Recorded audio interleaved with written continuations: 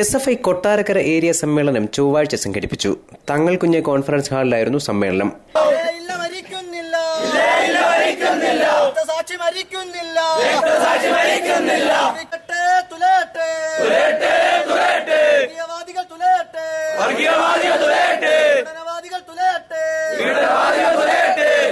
കൊല്ലം ജില്ലാ സെക്രട്ടറി അരുൺ ബാബു ഉദ്ഘാടനം ചെയ്തു. പ്രധാനപ്പെട്ട ആളുകൾ, അന്നത്തെ കേന്ദ്രമന്ത്രിയായിരുന്ന PJ കുര്യൻ ഉൾപ്പെടെയുള്ള കോൺഗ്രസിന്റെ നേതാക്കന്മാർ, അതിസമ്പന്നന്മാരായ ഉൾപ്പെടെ 39ഓളം ആളുകൾ 35 ദിവസക്കാലം തന്നെ ഒരു ജയിലറയ്ക്കുള്ളിൽ അകപ്പെടുത്തിക്കൊണ്ട് പീഡിപ്പിച്ചു എന്ന ഒരു പെൺകുട്ടി 17 വർഷക്കാലമായി കേരള പൊതുസമൂഹത്തോട് പറഞ്ഞുകൊണ്ട് വിലപിക്കുന്ന ഒരു സ്ഥിതി.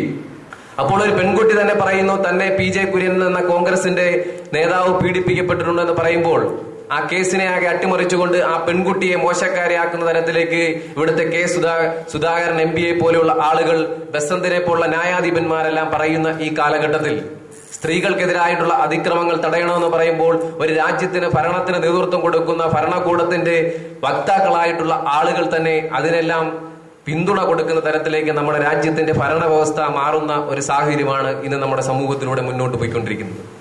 അപ്പോൾ ആർക്കെതിരായിട്ടാണോ നിയമം ഉണ്ടാവുന്നത്, ആ നിയമത്തിൽ ഏറ്റവും പ്രധാനപ്പെട്ട പ്രതിയെന്ന് അവകാശപ്പെടുന്ന അല്ലെങ്കിൽ ആ പ്രതിയായി ആരോപിക്കപ്പെടുന്ന ഒരാൾ തന്നെ ആ നിയമത്തെക്കുറിച്ചുള്ള ചർച്ചകൾക്ക് നേതൃത്വം കൊടുക്കുന്ന തരത്തിലേക്ക് ഇന്ത്യയുടെ ജനാധിപത്യ സംവിധാനങ്ങളാകെ ഇത്തരത്തിൽ ജനാധിപത്യ വിരുദ്ധമായി മാറുന്ന ഒരു കാലഘട്ടത്തിലാണ് നമ്മൾ ഇന്ന് ജീവിക്കുന്നത്.